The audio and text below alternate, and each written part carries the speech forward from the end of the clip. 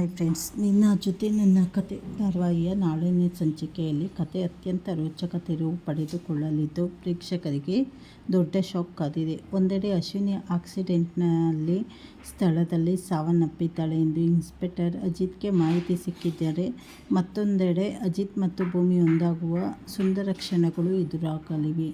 ಸಂಚಿಕೆಯ ಆರಂಭದಲ್ಲಿ ಆಸ್ಪತ್ರೆಯಲ್ಲಿರುವ ಸಂಗೀತ ಅವರು ಭೂಮಿಯ ಬಳಿ ಬಂದು, ನನಗೆ ದಾಳಿಂಬೆ ಜ್ಯೂಸ್ ಕುಡಿಯಬೇಕು ಎನಿಸುತ್ತಿದೆ, ಆದರೆ ಅಂಗಡಿಯಿಂದ ತರುವುದು ಬೇಡ. ನೀನು ಮತ್ತು ಅಜಿತ್ ಇಬ್ಬರು ಮನೆಗೆ ಹೋಗಿ ನಿನ್ನ ಕೈಯಾರೆ ಜ್ಯೂಸ್ ಮಾಡಿಕೊಂಡು ಬನ್ನಿ ಎಂದು ಆಸೆ ವ್ಯಕ್ತಪಡಿಸುತ್ತಾರೆ. ಆಗ ಭೂಮಿ ತಾನು ಆ ಮನೆಗೆ ಹೋಗುವುದಿಲ್ಲ ಎಂದು ನಿರಾಕರಿಸಿದಾಗ, ಅಜಿತ್ ಪರಿಸ್ಥಿತಿಯನ್ನು ನಿಭಾಯಿಸಿ ಅಮ್ಮನ ಆರೋಗ್ಯಕ್ಕಾಗಿ ನೀನು ಬರಲೇಬೇಕು ಎಂದು ಅವಳ ಕೈ ಹಿಡಿದು ಬೈಕಿನಲ್ಲಿ ಮನೆಗೆ ಕರ್ಕೊಂಡು ಬರ್ತಾನೆ.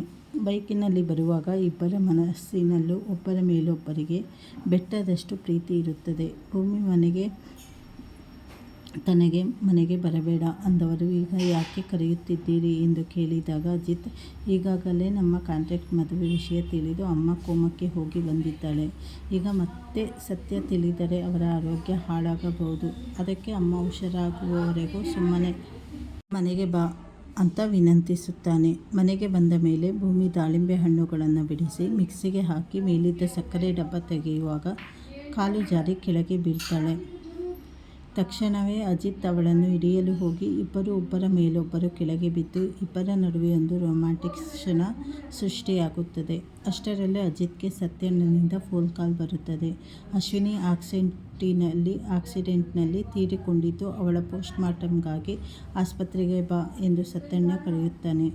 ಅಜಿತ್ ತಕ್ಷಣವೇ ಆಸ್ಪತ್ರೆಗೆ ಧಾವಿಸಿ ಶವದ ಮುಖ ನೋಡಿದಾಗ ಆಕ್ಸಿಡೆಂಟ್ ರಭಸಕ್ಕೆ ಮುಖವೆಲ್ಲ ಜಜ್ಜಿ ಹೋಗಿ ಗುರುತು ಸಿಗದಂತಾಗಿರುತ್ತದೆ.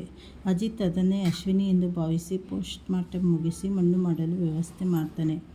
ಆದರೆ ನಿಜ ಸಂಗತಿ ಏನೆಂದರೆ, ಅಶ್ವಿನಿ ಸತ್ತಿರುವುದಿಲ್ಲ, ಅವಳು ಬದುಕಿರುತ್ತಾಳೆ. ಅಂದು ಪೊಲೀಸರು ತನ್ನನ್ನು ಬೆನ್ನಟ್ಟಿದಾಗ ಅಶ್ವಿನಿ ತಕ್ಷಣವೇ ತನ್ನ ತಂದೆ ರಾಣಂಗೆ ಫೋನ್ ಮಾಡಿ, ಅಜಿತ್ ನನ್ನನ್ನು ಹಿಡಿಯಲು ಪೊಲೀಸರನ್ನು ಬಿಟ್ಟಿದ್ದಾನೆ ಎಂದು ಅಳುತ್ತಾ ಲೊಕೇಶನ್ ಕಳಿಸ್ತಾಳೆ. ಆಗ ರಾಣ ಅವಳನ್ನು ರಕ್ಷಿಸಲು ಕೆಂಪು ಬಣ್ಣದ ವ್ಯಾನೊಂದನ್ನು ಕಳಿಸ್ತಾನೆ. ಆ ವ್ಯಾನಲ್ಲಿ ಅಶ್ವಿನಿಯ ಬದಲಿಗೆ ಅವಳದೇ ಬಟ್ಟೆಗಳನ್ನು ಧರಿಸಿದ ಬೇರೊಂದು ಹುಡುಗಿಯನ್ನು ಕೂರಿಸಿರುತ್ತಾರೆ. ಅಶ್ವಿನಿಯನ್ನು ವ್ಯಾನ್ ಹತ್ತಿಸಿಕೊಂಡು ಆ ಇನ್ನೊಂದು ಹುಡುಗಿಗೆ ಲಾರಿಯಿಂದ ಡಿಕ್ಕಿ ಹೊಡೆಸಿ ಆಕ್ಸಿಡೆಂಟ್ ಮಾಡಿಸಿರುತ್ತಾರೆ. ಆಕ್ಸಿಡೆಂಟಿನಲ್ಲಿ ಅಶ್ವಿನಿ ಬದಲಿಗೆ ಆ ಅನಾಮಧೇಯ ಹುಡುಗಿ ತೀರಿಕೊಂಡಿರುತ್ತಾಳೆ ಮತ್ತು ಅವಳ ಕುಟುಂಬಕ್ಕೆ ರಾಣ ಕೈತುಂಬ ದುಡ್ಡು ಕೊಟ್ಟಿರ್ತಾನೆ. ಅಶ್ವಿನಿ ಪೊಲೀಸರ ಕಣ್ಣಿಗೆ ಮಣ್ಣೆರಚಿ ಬಚಾವಾಗಿ ರಾಣನ ಸೀಕ್ರೆಟ್ ಜಾಗಕ್ಕೆ ಬಂದು ತಲುಪ್ತಾಳೆ.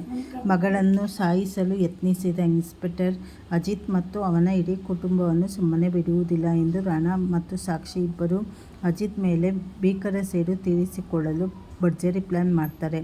ಆದರೆ ಮುಂದಿನ ದಿನಗಳಲ್ಲಿ ಅಜಿತ್ಗೆ ಭೂಮಿನೇ ಅಸಲಿ ಮನಸ್ವಿನಿ ಎಂಬ ಸತ್ಯ ತಿಳಿಯಲಿದ್ದು, ಅವರಿಬ್ಬರ ಸುಖ ಸಂಸಾರವನ್ನು ಹಾಳು ಮಾಡಲು ರಾಣ ಏನೆಲ್ಲ ಸಂಚು ರೂಪಿಸುತ್ತಾನೆ ಎಂಬುದರೊಂದಿಗೆ ಮುಂದಿನ ಸಂಚಿಕೆಗಳು ಅತ್ಯಂತ ರೋಚಕವಾಗಿ ಸಾಗಲಿವೆ.